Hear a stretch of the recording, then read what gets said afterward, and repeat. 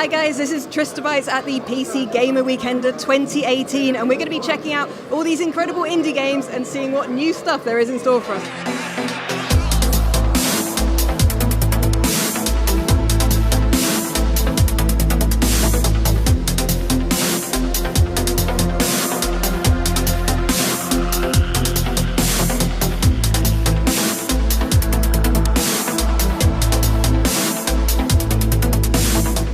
I'm here with Matthew from PQube.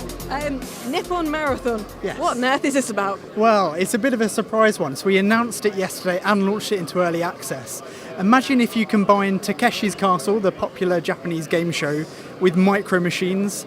And Awesome, I'm liking this so far. that kind of explains what it is. I mean, it'd be a bit more niche. Micro Maniacs, the on-foot running version of Micro Machines. Okay. That is what Nippon Marathon is. So it's a 1 to 4 player party racing game that is all about the Nippon Marathon, which is the annual event, not fictitious at all, perhaps, held in Japan, where people run across the country.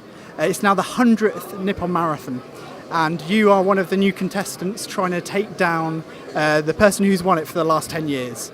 Okay, right, so it's not just against your friends, you're against a fictional, legendary character as well. Yeah, so in the final game there's going to be a full story campaign which is all about this quest. Initially for early access we've got 4 different courses which you can play either on your own against AI or with your friends with up to 3 other people. There's also going to be some more courses coming during early access. There's going to be some party games as well. So we've got some crazy ideas about what to add to the game to make it even bigger in the future. Yeah. This looks like it's definitely aimed at being fun, silly, and destroying your friends through exceedingly colourful means. Definitely. So you're going to be throwing fruit. We've got like homing melons, which you can throw at people, Awesome. Trip them up with banana skins, knock them into packs of Shiba Inu, which then like push them off cliffs. It's very, very Push crazy. them off cliff. This is an interesting race course. Yeah. No one said anything about it being a sensible game. It's really just a chance to embrace the silliness that you can have in a couch play game with your friends. Harking back to the days when you did play the Micro Machines, the Super Bomber Man. This is really Super all Bomber about Man. fun. That kind of chaos, bright coloured destruction, and it's like murder if you're pushing people off cliffs as well. Yeah, I didn't expect the murder aspect, I have to say. And you've also got here, brand new, I believe, is Razed. Yes, yeah. So Razed is one of our unannounced titles, although I guess the secret's out of the bag now. Yeah, you've told everyone now. Yeah, we've blown that one. So it's a game that's coming this summer, and it's a single-player racing platform game with online leaderboards, and you can download your friends' ghosts and other people's ghosts to race after them. Okay, cool. So a really competitive aspect even after the fact. Absolutely. So it's all about speedrunning. Yeah. And as you progress through the game, you unlock different abilities, which will enable you to go back to previous levels and play them in different ways, unlock shortcuts. So really, like, this is best described as like 3D Sonic meets Super Meat Boy, or 3D Bit Trip Runner if you fancy, because it's very colourful and neon. It's good. The graphics are really, really interesting as well. That super stylized 3D. It reminds me slightly almost of the Jaguar graphics, some of the games we had back then with Cybermorph and that kind of sharp edges, contrasting colours. Yes. It's really cool and unique looking. Yeah, you picked the 2 most colourful games that we have right now. They really are. I'm just like a magpie. I'm just drawn to them. So it's quite a hardcore game. Like the first world eases you in gently, but then after that, it's all about the speed running, hitting restart to try and get that perfect race every single time. And there's some really brutal grading difficulties as well. So even if you think you've mastered a course, you might finish it and end up getting like a B rank and think, hang on, like how do I get an S here? So it's all about replaying over and over and over again to top those world Making it leaderboards. to perfection. Absolutely. Right, so these will both be out on Steam. Yep. And Nippon Marathon. So Nippon Marathon is out now on early access. There you go. And Razed will be coming this summer. Awesome, well look out for that one guys, and I look forward to seeing you throwing homing melons at each other. Awesome, thank you. Cheers.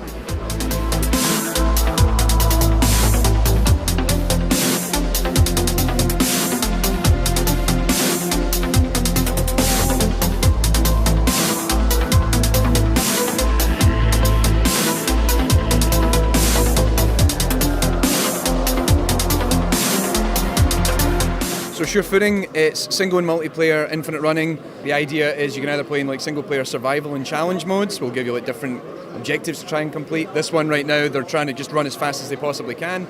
They're being chased by Deletion Dave, who is the big bad guy.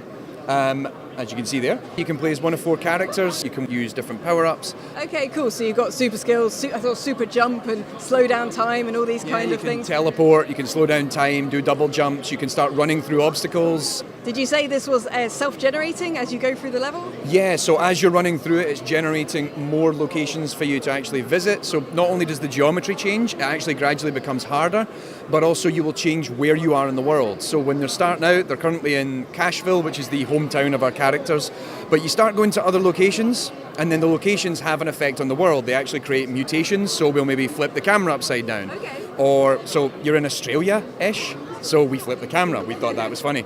You go to Japan, we flip the camera so that you're now running from right to left. Okay, so it's generating it on the fly, so you might never get the exact same game twice. Pretty sure you won't. So yeah, it will continually change, not just the platforms, but like I say, the locations as well. And you have to really get really far into the game, and you've really got to keep on your toes in order to get to some of the latter stages where it gets incredibly difficult, because you get to places like the moon, because we turned down all the gravity, and places like Rio de Janeiro and stuff like that. So it's all like, you've got to really keep going, keep running essentially, and progress as far as you can without dying. So not only is it harder by being an infinite running platform, but it's a self-generating, will do whatever it likes to you platformer. That sounds incredibly hard. I would be completely rubbish at that, but it looks amazingly fun, and the graphic style is gorgeous as well. Well done on this. Is it out already? It'll be coming out on Steam on March 30th, and hopefully we'll also be making some announcements about console ports later in the year. Awesome. Well, it's an amazing game. Thank you very much for sharing it with us. Cool. Thank you.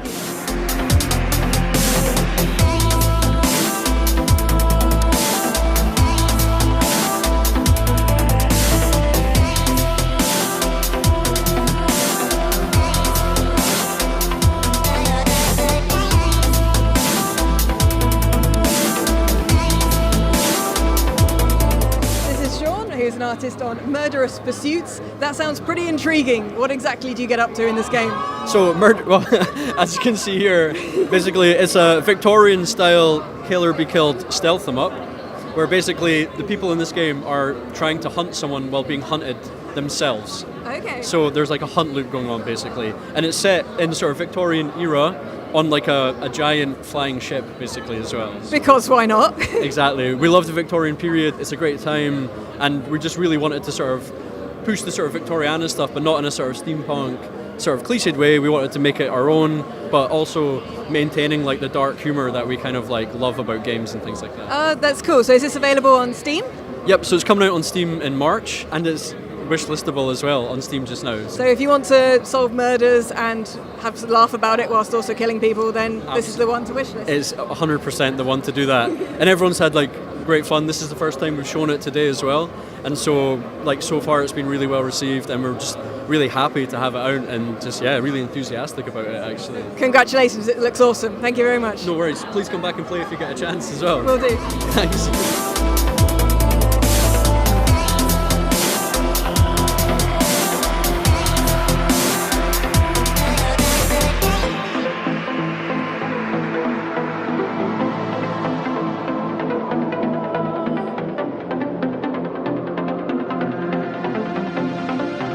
I'm here with the writer and developer for Purrfect Date. Exactly what goes on in this one? So have you heard of those islands in Japan that are inhabited by cats? Yes, because they're the best thing in the world. Exactly. It's set on one of those, and you play a scientist that's going there to research the environment and the animals, and then something happens which makes you able to communicate with the cats. So it's sort of a mystery adventure game. There's a lot of mysteries that you need to unravel, and talking to the cats helps you do that. That sounds a bit different. Was this a fun one to be working on? Yeah, so it's taken about 2 years. Like, it's quite a lot longer than we expected, but it's It always really fun. is. Yeah, definitely. I think we thought like 3 to 6 months, so a lot longer than that. So a lot of detail and a lot of thought put into the process. Yeah. Where's this one available? Is this on Steam? Yeah, it's on Steam and iOS now. Awesome. So people can have perfect dates when they're on the move as well. Exactly. Brilliant. Thank you guys. Thank you very much.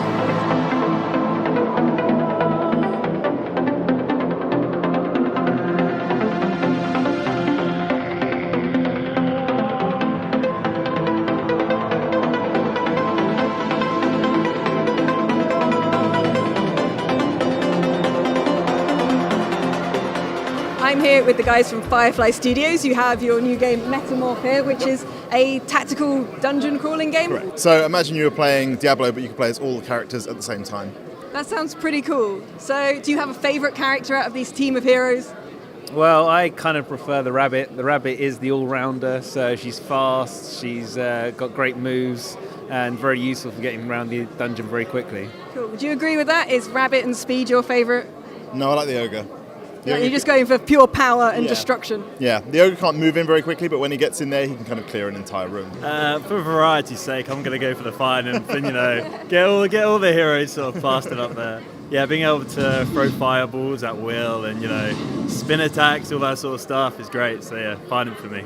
Yeah, I mean, I'd want to throw fireballs personally rather than be a fluffy bunny. I'm not quite. If I was in a dungeon, being a bunny wouldn't be my first thought, I have to say. You don't expect the bunny, right? So the bunny Oh, can that's sneak true. up on you Oh, and, it's like in Monty Python. exactly like in The Monty bunny, Python. you never just go suspect the for bunny. neck. So there's a lot of tactics if you've got these multiple characters to swap between. How does that change the gameplay? Each sort of team is going to handle the level in a different way, so we're going to add more characters to the game, so there's going to be 4 or 5 in the next sort of couple of months, and then whether you take a level with 3 out of 5 characters, it's going to be a complete different experience, or you take it as like 1 and you just try and barrel through the entire level as a rabbit. That's going to be a completely different experience doing it with all 3, and it's all about your composition of the team versus the sort of enemies or mini bosses and bosses in that level. That's really cool. So it gives a good level of variety on top of just generally the fun of being a rabbit running around or throwing fireballs or just smashing everything. Or if you want to do a speed run and just use the rabbit the entire time, you can totally be that masochist and do that to yourself.